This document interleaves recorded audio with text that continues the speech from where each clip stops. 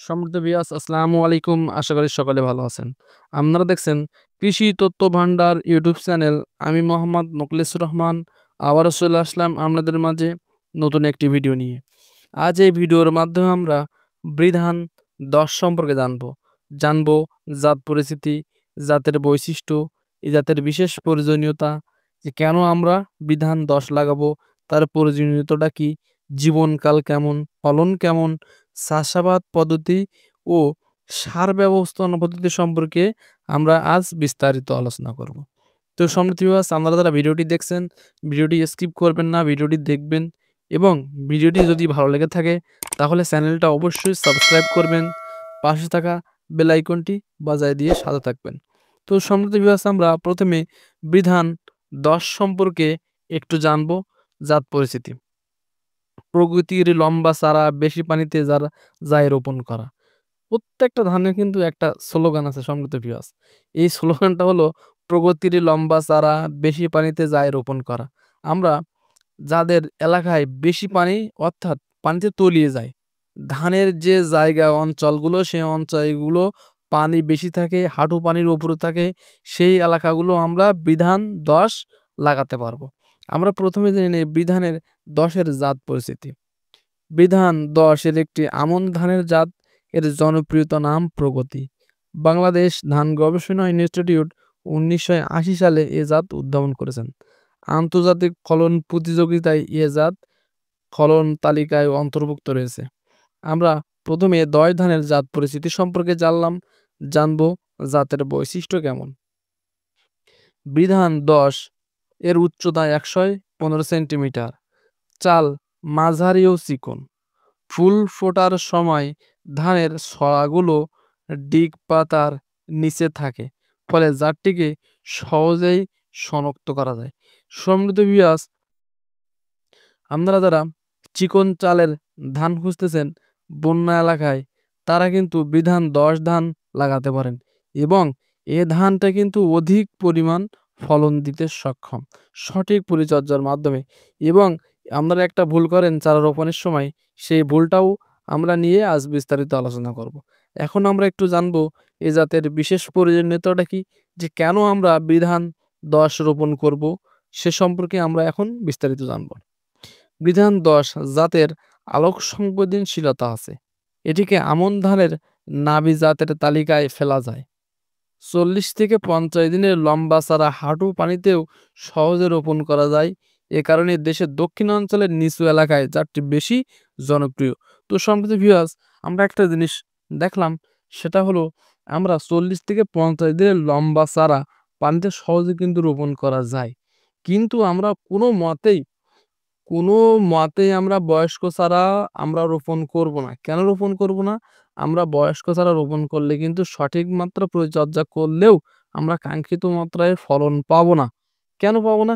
এই জাতটা কিন্তু তাদের দৈহিক বৃদ্ধির ক্ষমতা হারিয়ে ফেলে অতিরিক্ত বয়সের কারণে। আমরা সে সম্পর্কে আলোচনা করব, যে কেমনভাবে বা কতদিনের মাধ্যমে বীজতলা থেকে আমরা চারা রোপণ করলে সঠিক মাত্রায় আমরা পরিচর্যার মাধ্যমে দ্বিগুণ ফলন বাড়ানো যায়, সে সম্পর্কে আমরা আজ বিস্তারিত আলোচনা করব। তো সম্প্রতি ভিউয়ার্স, আমরা প্রথমে জীবনকালটা একটু জেনে নেই। এর জীবনীকাল ১৫০ দিন। ফলন, ফলন হেক্টর প্রতি ৫.৫ টন। এখন আমরা জেনে নেই চাষাবাদ পদ্ধতি, যে বিধান ১০ বিআর ১০ ধানের চাষাবাদ পদ্ধতিতে কেমন, সার ব্যবস্থাপনা পদ্ধতি কেমন, সে সম্পর্কে এখন আমরা বিস্তারিত জানব। বীজতলায় বীজ বপন ৮ই জুন থেকে ২৯শে জুন। চারার বয়স ২৫ থেকে ৩০ দিন। সম্প্রতি ভিউয়ার্স, আমরা যে সময় বীজতলা তৈরি করব, আমরা বীজতলা তৈরি করে বীজ বপন করব এবং ওই তলা থেকে আমরা চারা তুলব ২৫ থেকে ৩০ দিনের মাথায় কিন্তু আমরা অবশ্যই চারা তুলব এবং আমরা জমি প্রস্তুত করব এবং ওই প্রস্তুতকৃত জমিতে আমরা ২৫ থেকে ৩০ দিনের মাথায় ওই চারা তুলে আমরা রোপণ করব এবং গোছায় আমরা অবশ্যই ১০ ধানে কিন্তু গোছা দিয়ে রোবো। কত টাকা গোছা দিয়ে রোবো? আমরা ৪ থেকে ৫টি করে গোছায় কিন্তু প্রতি গোছে ৪ থেকে ৫টি করে ধান গোছায় দিয়ে রোপণ করব। কেন রোপণ করব? বিআর ১০ ধান কিন্তু অধিক পরিমাণ কুশি দিতে সক্ষম নয়। অর্থাৎ অর্থাৎ বিয়ার ১০ ধান আমরা যদি প্রচুর পরিমাণ সার মারি তাও কিন্তু ১৫ থেকে ২০ টার বেশি কুশি সম্ভব নয়। তাই বলে এই নয় যে আমরা সার প্রয়োগ করব না। অবশ্যই সঠিক মাত্রায় সার প্রয়োগ করব।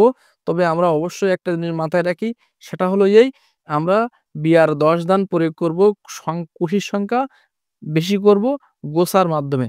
আমরা গোছায় দেব ৫ থেকে ৬ টি করে সংখ্যা চারা চারা আমরা গোছায় দিয়ে রোপণ করব। তো সম্প্রতি ভিউয়ার্স আমরা সারি থেকে সারির দূরত্ব জানি। সারি থেকে সারির দূরত্ব ১৫ থেকে ২৫ সেন্টিমিটার। আমরা এখন সার ব্যবস্থাপনা পদ্ধতি সম্পর্কে আমরা বিস্তারিত আলোচনা করব। আমরা ১ম এ জেনে নেই সার ব্যবস্থাপনা।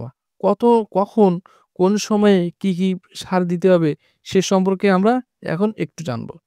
ইউরিয়া, টিএসপি, এমওপি, জিপসাম ও জিংক সার আমরা অবশ্যই দেব। এখন কখন কি দেব?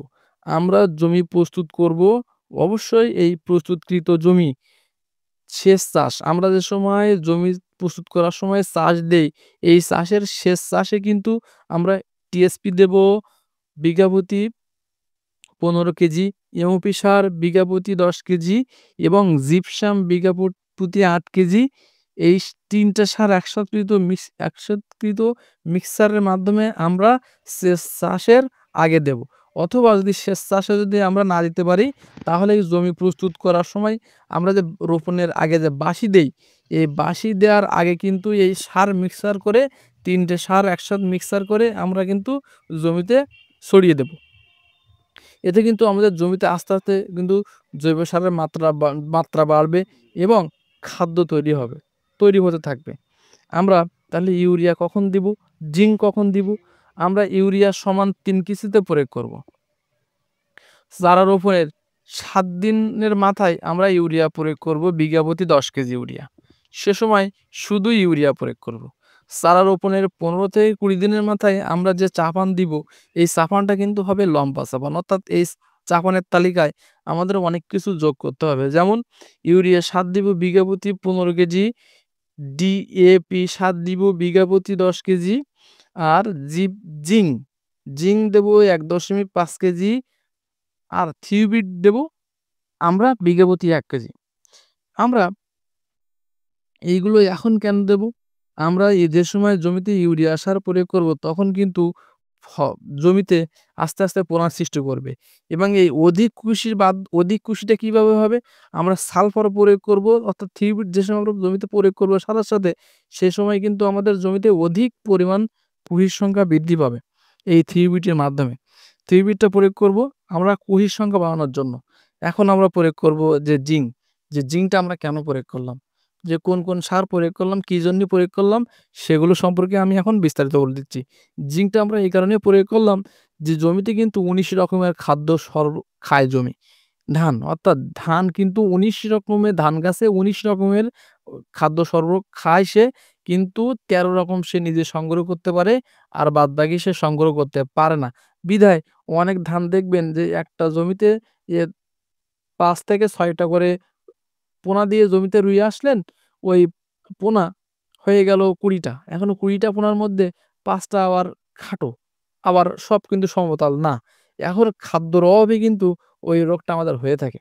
এই খাদ্যজনিত অভাবজনিত কারণে আমাদের জিংকের অভাবজনিত কারণে কিন্তু এই ধরনের রোগ হয়ে থাকে এবং আমরা যদি এই সময় যদি বিঘা প্রতি ১.৫ করে যদি ৫ কেজি করে, অর্থাৎ বিঘা প্রতি যদি ১.৫ কেজি করে আমরা জিংক সার প্রয়োগ করি, তাহলে কিন্তু জমিকে পরিবেশন করবে খাদ্য।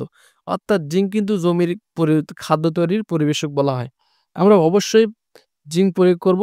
আর থিওবিট কেন প্রয়োগ করব? আমাদের জমিতে অধিক কুশির সংখ্যা বৃদ্ধি করার জন্য কিন্তু আমরা অবশ্যই ম্যাগনেসিয়াম প্রয়োগ করব এবং এই সালফার প্রয়োগ করব। অর্থাৎ এই থিওবিটটা কিন্তু আমরা মাকড়নাশক বলি। আমরা যে সময় ৫ থেকে ৬ টি করে কুশি পোনা দিয়ে জমি রোপণ করে আসলাম, এই রোপণকৃত চারার গোড়ায় কিন্তু এক ধরনের মাকড় থাকে। এই মাকড়কে আমরা বলি মাকড়নাশক।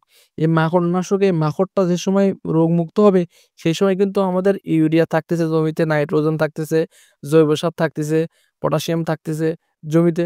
কিন্তু আমাদের জমিতে কেন পোনা হচ্ছে না? এই মাকড়নাশকের কারণে কিন্তু আমাদের জমিতে পোনা হচ্ছে না। এই সময় কিন্তু আমরা এই সাবান সারের সময় যদি আমরা থ্রিবিট প্রয়োগ করি, মাকড়নাশকের সমস্যা সমাধান করবে এবং অধিক পরিমাণ পোনা সৃষ্টি করবে। তো সম্প্রতি ভিউয়ার্স আমরা সার ব্যবস্থাপনা সম্পর্কে জানলাম এবং সেচ সাবান আমরা কখন দেব? কাইস্থলা সার ৩ থেকে ৪ দিন আগে আমরা সেচ সাবান প্রয়োগ করব। এই সেচ সাবানে ইউরিয়ার সার দেব বিঘা প্রতি ১০ কেজি আর এমওপি সার দেব বিঘা প্রতি ১০ কেজি। দিয়ে আমরা জমির আপাতত সার ব্যবস্থাপনা পদ্ধতি শেষ করে দেব। তো সম্মানিত ভিউয়ার্স এখন একটা জিনিস বলে দেই যে আমরা বিধান ১০ এই ১০ ধান ৩৩ শতকে ১ বিঘা এই ১ বিঘা জমিতে কত কেজি ১০ ধান আমাদের বীজ তলার জন্য তৈরি করতে হবে।